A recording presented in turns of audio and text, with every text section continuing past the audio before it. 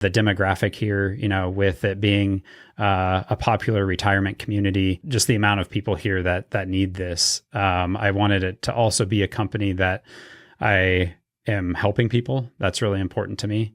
I want to feel like I'm making a change in somebody's life, and getting paid to do that is a bonus on top of it.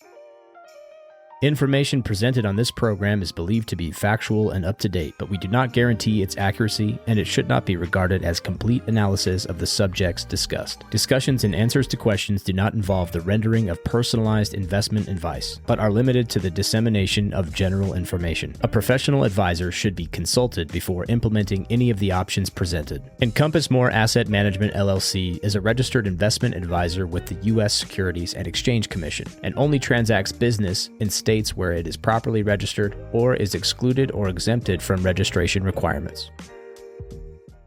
Today in the studio, we have Blake Watson with us. He's the owner and operator of Age Proof Homes here in St. George. We have a really interesting conversation today. You may think it may not apply to you in your life, especially if you're under the age of, I'm going to say 60, but here's the deal. You probably know people that this is very applicable to, and get what you can out of this conversation and see what you can do to potentially help your own parents or family or those around you to consider things a little bit different when it comes to their mobility, their health, and injury prevention as they age, and hopefully have the ability to age in place. So with that, let's hop in. People are really apprehensive about talking about it sometimes because it's not a fun thing, right? Yeah. It means you need some significant help to do some basic functions of life. Right. And oftentimes it means you're kind of towards to say it nicely, the end of retirement. Right. And people don't like thinking about that. So they don't like thinking about not being able to help themselves. They don't like thinking about, being towards the end. And it's also really expensive. And so people just don't want to have the conversation. Typically it's a really hard conversation to have when it comes to long-term care. Yeah. And not that it's taboo, but it's just natural that, people don't want to talk about those things. And when aging is inevitable, but it's one of the things that you don't want to think about until you have to. Yeah. So I've known you for a couple of years. I knew you when you were actually working in the financial industry. That's when we first met. And then recently you did a certification to... And remind me what the exact certification is. Yeah, so it's through the NAHB, National Association of Home Builders, but it's called the Certified Aging in Place Specialist. So it just really soup to nuts, the whole thing of how to assess in somebody's home what's needed. Goes all over. It's kind of like ADA compliance, but for residential. And so you do have to personalize it a little bit, but it's like ADA compliance, but when somebody wants it and needs it instead of it being mandated by the government. Exactly. Yeah. And, obviously they go off of those guidelines a bit in terms of like standard heights and the rise over run for the slope on a ramp, or like the slip coefficient of somebody's flooring. All of those come into play, but it's really, you also have to tailor it specific to that person. And that's where it's unique from ADA because, if they have to have it standard and generalized, but if it's in somebody's home, it needs to be exactly what that person needs. Yep. Very personalized. Yeah. Yeah. Well, I have never met somebody before that specializes in that. I don't know anyone else. Yep. And I thought that's really cool. And it's so needed in our community. I was talking with my business partner, Rob, yesterday, and he said 75 or 77. Let's go under. We'll go 75. I think that's what it is. 75,000 people that live in our county here in Southern Utah, Washington County, that live here with this being their primary residence. So this excludes all the snowbirds that we have prevalently here in our community. It's 75,000 people over the age of 50. That's not a small amount of people. And for Americans over the age of 50, there's a 70% chance that they will have a long-term care event in their lifetime. Mm-hmm. And that's where, for me, I tend to really think about age-proof homes, right? So I know you do a lot of stuff or have the ability, like if people have those tragic accidents and they have mobility issues like midlife and stuff. But For me, like this, the nature of the demographic I work with a lot of times, I'm thinking about, okay, like people do age and they need some modifications to home as they start to near those long-term care events or are potentially in them. I think about like my own grandparents went through that, and it's expensive. But there's also different ways you can handle it. But one of the things that's pretty universally accepted is that if somebody can have care in their home, people want to stay in their home. Right. Most people don't want to go to, what I'm going to like air quotes, but most people don't want to go to a facility. For sure. Right. And there's different types of facilities. There's proof of that just through studies and surveys. AARP has one that it said 92% of those that were, I think they surveyed over 65, said that they would prefer to live at home if able to. And that makes sense. That's where your home is your comfort, the place that you want to remain for as long as possible. And so we really want to give those people the option. There's certainly circumstances where an assisted living facility or long-term care facility is going to be the better option and what's needed. Yeah. But for those that just would prefer to age as long as possible in their home, we want to be able to make those modifications and recommendations for, helping them do that. And so we really take into consideration, all of the different barriers that they have on a daily basis, and try to remove those for them. Yeah. I know I was at a client's house a couple weeks ago, and this client is into their 80s, and they had this rug on their carpet. It looks really nice, and they have it's kind of the interior designer set it all up, and I just couldn't help myself from mentioning it while I was there. I think you should maybe consider getting rid of that rug. Yeah. I'm not like an aging in place specialist, but what I know is that a rug is ultimately what helped, my own grandpa meet his demise when he, tripped on the front door had the storm door kind of pushed the door open, the interior door back into him, kind of pushed him back a little bit, and he ended up tripping over the rug, fell, broke his hip, and that kind of started the whole sequence of events that unfolded. Took another almost 5 years to unfold. And those things so easily happen. Yeah. Yeah. And so you start to look at things a little bit different, right? And what are these, like you're talking about like the slip coefficient on flooring, right? Like it just seems like something like people wouldn't really think about, but you have to. And one of the things that I like about addressing some of these things is I like prevention better than reaction. Right. Right. Like I think that's a better way to go personally. So almost always more affordable. Way more affordable, right? So I'm thinking in my head, like as you're talking, I'm going, so not only am I thinking in terms now of, okay, aging in place. So if somebody has that long-term care event, and now they need mobility access or something like that, you're a resource that can help remodel that. But also coming in ahead of time and saying like, how can we prevent that? Right. Because if maybe if you get the shower, like I'm thinking one that comes to mind is I'm working on a remodel right now, kind of on something else on the side. And there's a accessibility tub. And, we thought, well, should we take that out? Like that was one of the points of discussion in this remodel. And we decided no. It's like, because somebody can use that to prevent an injury, right? Or an accident, not just respond to it. So wow, that's kind of an epiphany moment for me a little bit more. I guess I was there. I sort of hadn't connected the dots. I think about it that way. What are the major things that you think about when you go into a home and you're looking at preventing accidents for people that would then be prone to long-term care, which is a huge cost. So if we can avoid it, what are the big things that tend to stick out to you that cause injuries in home? Yeah. So definitely the place in the home where people are most susceptible to falls, and, fall risk is the biggest thing. And you mentioned, falling and then having that create other problems down the road for people, could they avoided that, or if they could have avoided that, they wouldn't have those problems down the road. But the bathroom is the number one culprit. And so obviously, from taking showers, using the toilet, all of those things, there's, water involved on the floor, slippery floors. And so the other thing is in the bathroom, if somebody has what used to be very popular is like a shower tub combo. So one of the barriers is stepping over.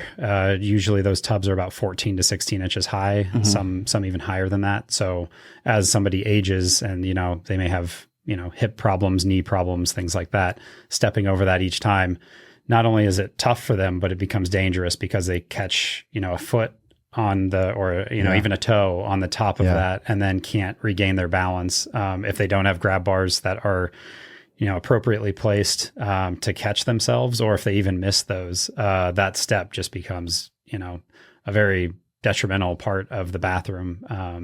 And so, definitely looking in the bathroom to see where improvements can be made.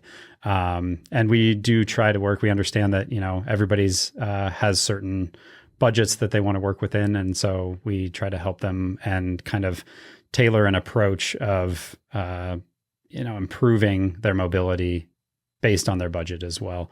Other things like you mentioned, transitions in doorways, hallways. If it goes from like a slick surface to carpet, that difference in I don't want to call it slip coefficient, but just grippiness in general. Yeah. That change there.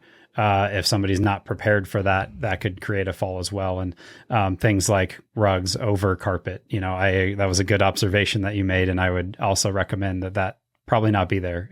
It's very easy, even for younger people, to trip over that. So definitely going to be a problem for somebody who's older. And, maybe vision is another one. As you age, your vision naturally declines. And so being able to have proper lighting, that really helps people, especially at night when they're up and about. If they're not, sleeping very well, they need to use the bathroom at night. Lighting is another key aspect of it.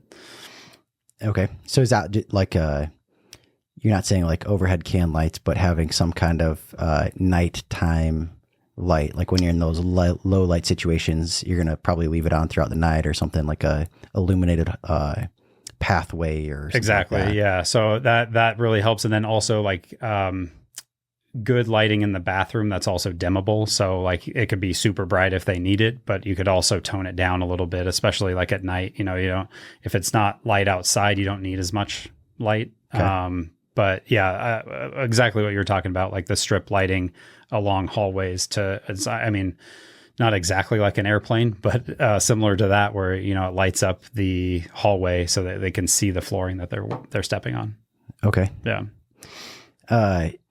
Do you find that most people address this stuff ahead of time as they start to think about it and start to have some challenges, or are most people currently addressing it after they've had that, that slip and fall, and they've had the hip replacement, or they've had, the major events happen? Yeah. Preparation for this is a hard one. And, people thinking that far ahead is rare. There are some who do it, but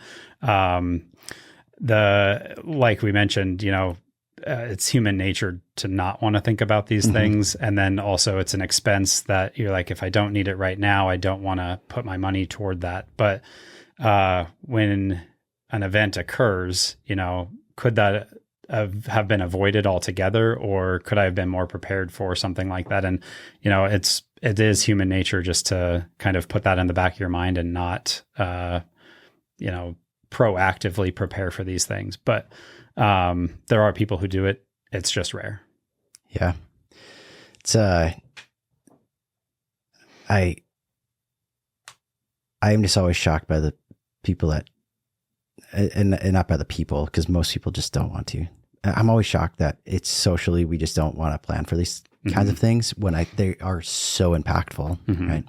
And there's even a concept that is called universal design. Okay. And that's, I think, gaining popularity, but, and especially with like new home builders, they'll try to incorporate these things, but not make them evident. Which is kind of a cool thing that they're trying to do, because with the baby boomer generation and just so much of the population who are entering those older years, I think even builders from the start in some certain developments are trying to incorporate aging in place, or at least some degree. That universal design is where, maybe you have a lower countertop height in the bathroom and a higher countertop height, like if you have a dual vanity, or you'd have something incorporated into the kitchen, the design of the kitchen, to make it so it's easily accessible for reaching into the oven or things like that. Or, a dishwasher that's usually down low and you have to, almost bend down to put stuff in the bottom one, that's up a little higher. So there's these universal design concepts that are cool, but I think they may just be starting to catch on and become more popular. So universal design stuff comes through. It kind of quietly shines through in a home in a way that if you don't need it, you would just think it's just an interesting design concept. Right. But it would feel like maybe different, but not weird. Right. Exactly. But if you're somebody that needs that, you go, that's really kind of nice. Right. Exactly. Yeah. Yeah. Okay. So it's kind of a hidden way to incorporate it. And for like, multi-generational homes, that helps for that as well. Even from like, younger kids, things that are more accessible to them, that could help them as well, access things or reach things. Another thing with like, if somebody is confined to a wheelchair or needs to be in a wheelchair, anything that is, if they're operating like the air conditioning unit, or what's that? The thermostat. Yeah. Thermostat. Having that mounted lower, just at a lower area so that somebody in a wheelchair, it's essentially wheelchair accessible for them to access it. But, at the same time would also, I guess you don't want your kid messing with the thermostat too much. Yeah. I'm a dad of 2 small kids. Yeah. Let's keep that. I have a 3-year-old. Nice and high at my house. I understand. But things like light switches or things like that, just at a more accessible area. Yeah. Yeah. Obviously I'm not in a wheelchair. I've never been in a wheelchair. I can't even begin to imagine what that's like. But I think sometimes when we start thinking about a couple of these things, we can start to realize that it is we live in a world meant for, or designed for, regular, able-bodied, just people that don't have any irregular limitations, or struggles. And you don't think about it until you're either in the space or you're, forced into it by, a mobility event in your life that impacts your mobility. You just don't really think about it on a day-to-day basis. Yeah. What led your journey to, aside from the fact that we have a huge aging demographic in St. George, and this is probably from the outside looking in like a really big need in our community. Yep. Aside from that, what led you down the journey of, stop working in a really nice job in corporate finance and start doing, age-proofing homes? Yeah, great question. I think about that a lot myself, and I think studying finance, I went into that job 12 years ago, worked for the same company in San Francisco for 12 years. I did like aspects of it, but like all jobs, there's certain things you don't like. And I feel like I didn't get as much enjoyment out of it as I thought I would in my earlier years. And then that just became more of a common thing over time, but it wasn't enough to make me leave. Actually, what essentially made me really think more about what I wanted to do long-term was we moved here to St. George during the pandemic, and we fell in love with the place. And during that time and that transition here, I worked remotely. Our company allowed remote work, just like many of them. And there was some discussion as to whether they would allow that long term or whether that's just going to be a short term thing and everybody will be back at the office. And really, they worked with me for a long time to feel that out. And ultimately they had everybody come back to the office at least 3 days a week. And so I did that for some time, flying out of Las Vegas to San Francisco, going to work on Tuesday morning and then leaving Thursday afternoon or Thursday evening and getting home just super late. And it wasn't sustainable. It wasn't going to be, I just wanted to try it out to see if there was any possible way to do it.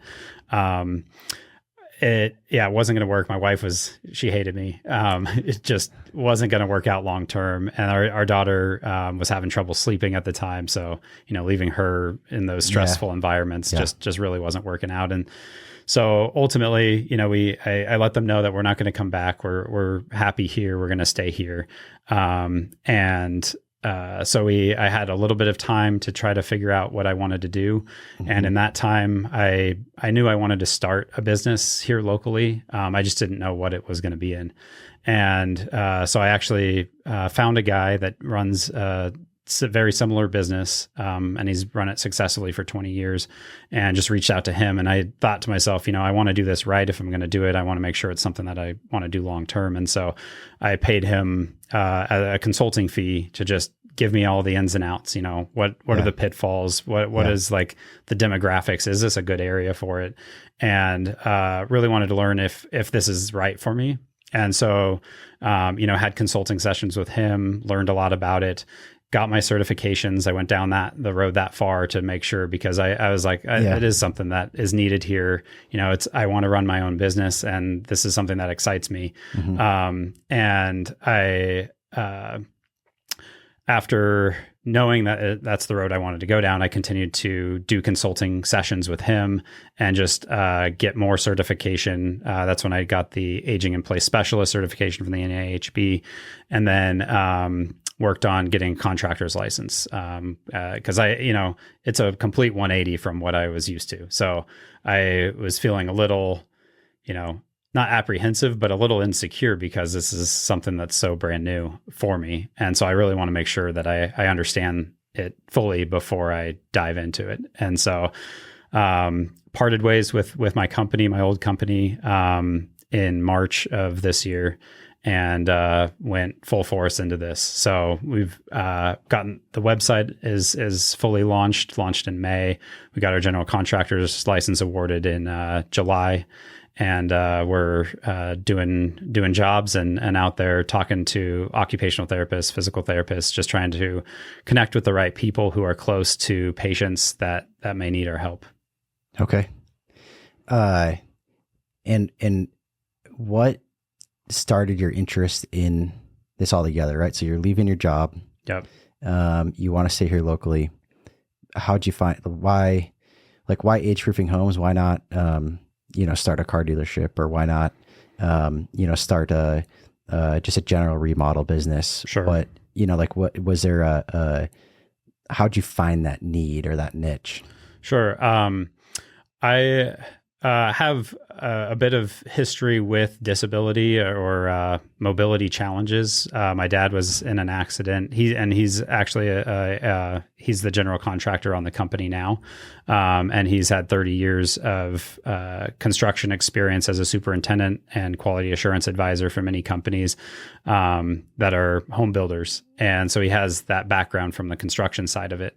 But it was shortly after I got married in 2009, I think it was 10, that he got into an accident on the road on the way home from work, and was rear-ended by a truck. It was like a delivery vehicle, so like a big box truck. And for probably he had the initial accident and like some pains from it, but it wasn't until about probably 3 or 6 months later that it really started to affect him. And then it really went pretty quickly, nerve pain, nerve damage. And so he went to the doctor and had a lot of different vertebrae. I don't remember like the specific ones, but that were kind of crushed. And so he had surgery to repair it, and then another surgery, and then another surgery. And it was, kind of, I don't want to say all the surgeries failed, but they didn't help him recover. So, I guess you call that a failed surgery. And he has just been dealing with it now he's not in a wheelchair. He's still able to be fairly mobile and uses a cane. But if he overdoes it, and, if he's on his feet for hours at a time, or, goes on a short hike, he feels it the next day, the next few days, and then really can't do anything after that. So from that it really motivated me to, I saw his challenges with mobility and, how just a very quick event impacted his life. And there's so many people out there that have had it, much worse than he has and are struggling at home to just get about their house. And so thought about it from that perspective. And then the demographic here, with it being a popular retirement community, and just the amount of people here that need this. I wanted it to also be a company that I am helping people. That's really important to me. I want to feel like I'm making a change in somebody's life, and getting paid to do that is a bonus on top of it. But it's really impactful work. Like we just had the job on Friday that the gentleman's 95 years old and he couldn't step over his tub anymore, and so we were able to use a product that actually cut out the tub in a U shape. The existing tub, he didn't want to do a full conversion and remodel. And so we cut out the U shape in the tub and then used it was called Clean Cut, and put that product in.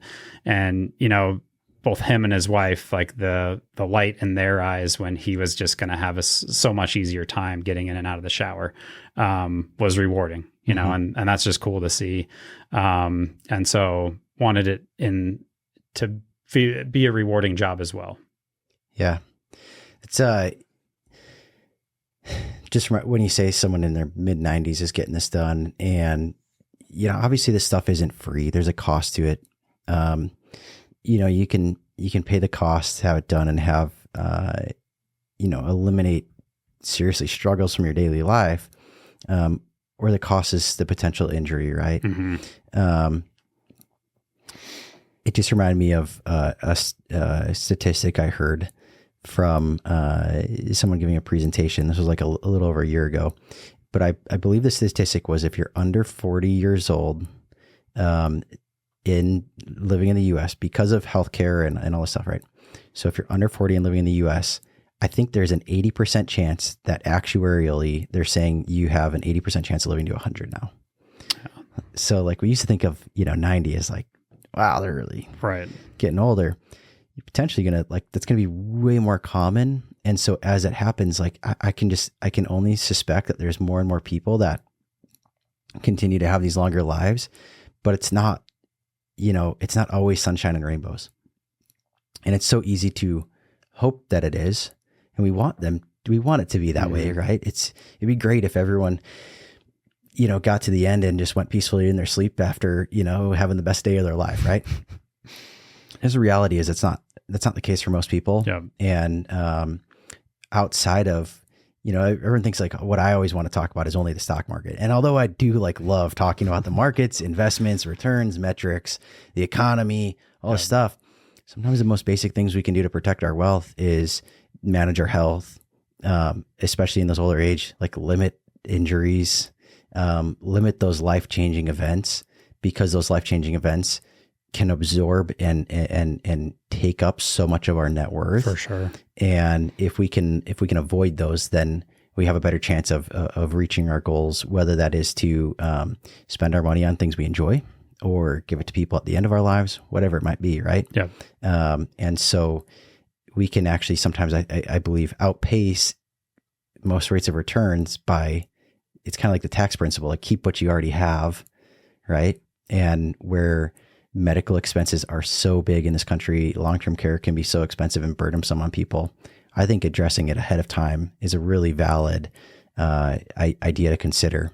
Do you ever do just consultations for people if they're just like, you know what, I'm getting up there a little bit or whatever. I just want to make sure that what can I do in my home to make changes that would that could cause, an issue, but people aren't certified specialists, so they don't really know always. Yeah. Do you ever just get calls for that and you just go in and just say, well, we could change out this flooring, might get a little slippery, we could redo this, put in some grab bars preventatively and whatever it might be. I don't know what it is, but do people do that at all? Do you do that? I know that they do. I've not had that opportunity yet to go out to one of those calls, but I hope I do soon. And I'd be able to, lend some advice and do that assessment. And we could really look at what is going to make the place most safe and hopefully prevent something that could be pretty drastic. Yeah.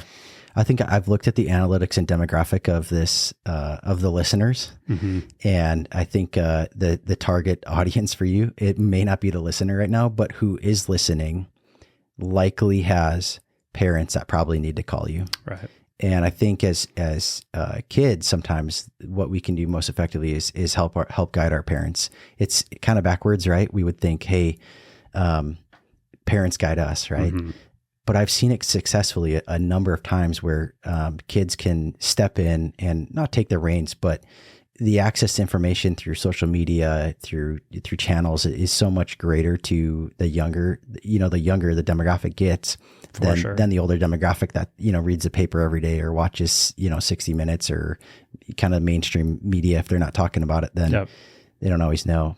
And so I've seen it really successfully, like with estate planning, where kids go to mom and dad and just say, look, I went and got my estate plan done, because I heard a podcast about it or, my financial advisor talked to me about it. I want to make sure that you guys got it done.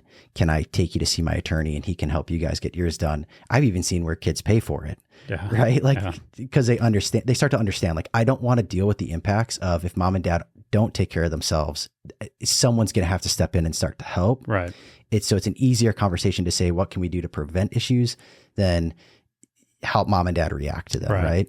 And so if you're listening to this, I think it'd be really prudent for a listener that has parents that are probably a good age demographic, starts to be like in their 60s and older. 60s, start thinking about it. 70s, definitely probably should be call up Blake, have him come out, do an analysis and some consulting to just see what kind of easy things you could do to potentially prevent major catastrophes, right? Yep.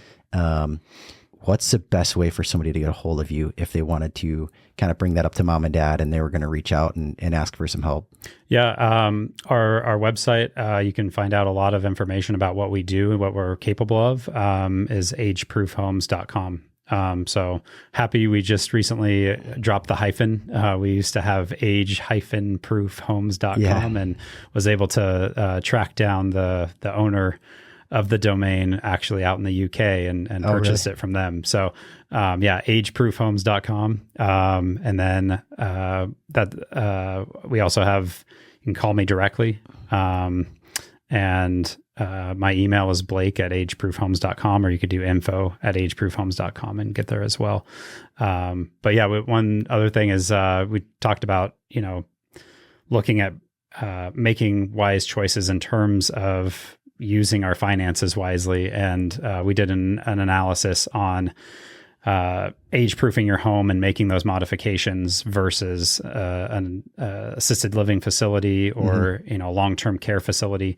And like we talked about, in some cases, those are the right choices. But if you can stretch out how long yourself or your parent has to go to an assisted living facility, those are not cheap to live in. The cost in Utah for assisted living ranges from about $40,000 to $60,000 a year. The cost for long-term care ranges from about $70,000 to $100,000 a year. And so those are annual recurring costs, right? Yeah. If you make those modifications, those one-time modifications, and maybe you need, a couple things down the road that need modifications as well. But those costs range, and this is, kind of all inclusive from grab bars, ramps, railings, shower conversion into an accessible shower, roll-in shower. Even we do elevators as well. But those costs could range from about $9,000 to $30,000. And so when you look at that up front, that's a big expense. But if you were, that's not even 1 year of being in an assisted living facility. Yeah. So, certainly there's those circumstances where people need that and they need, a nurse on hand and things like that. So maybe that's not the right option, is to make the modifications at your home. Or maybe you have a traveling nurse that comes and visits. But a big upfront cost, but it's a one-time cost, versus, this recurring every month, you're paying a lot of money out, to stay in an assisted living facility or long-term care. Well, I think it goes back to, I really like the prevention conversation. If somebody has the ability to do some of those things preventatively and then live a higher quality of life in their own home and not need that facility for a a longer amount of time, or hopefully never, then I think there's a lot of value to be had in that conversation. I totally agree. And I actually just had an interesting conversation with an occupational therapist earlier this week that I went to lunch with. And he was saying that from, an OT perspective, trying to get somebody to help them recover from a stroke, or a traumatic event, they don't really want to break down barriers or remove barriers at home because they want them to get better. They want them to improve and progress. And one of the things that I thought was interesting is, a lot of times if he sees that patient once a week, in between visits, there might not be a whole lot of progression because at home the person doesn't have, grab bars or things to stay active and progressing. And then the caregiver at that time, who wants to help them progress, is a little bit afraid of safety. Sure. And so if they have those things like grab bars that they could, continually walk down the hallway with, that could also be an aid to help them progress in between visits from the occupational therapist to help them get as quickly as possible back to normal living. And so, that's just an interesting perspective as well. You mentioned, preventative, which I think is huge and worth looking into from a cost perspective and just safety. But just helping people feel safer at home earlier on, I think is great. Yeah. Well, I appreciate you coming in and telling us a little bit about it. I think it's a really valuable thing what you're doing for the community. I wish that there was more people out there doing it. Lucky for you. Yeah. You're the only person I know of in Southern Utah that's doing it. Well, at least as a specialty. Yep. So for our listeners that aren't in Southern Utah, I think maybe still probably they probably still could reach out to you and you could probably help them find someone that's got that same type of certification wherever they're at. Yep. I'm trying to make contacts with, similar businesses. They're a little bit few and far between, but I think it's becoming more popular. So we're just very grateful to be here in this area. I always heard people say, I love where I live. And, I've liked where I lived in a lot of places, but I've never loved where I lived until we moved here. And so, we just really love it here. So we feel grateful to be in this position and, operating a company that we enjoy doing. So awesome. Well, we'll look forward to seeing you out there. Awesome. Thank you very much. Appreciate it.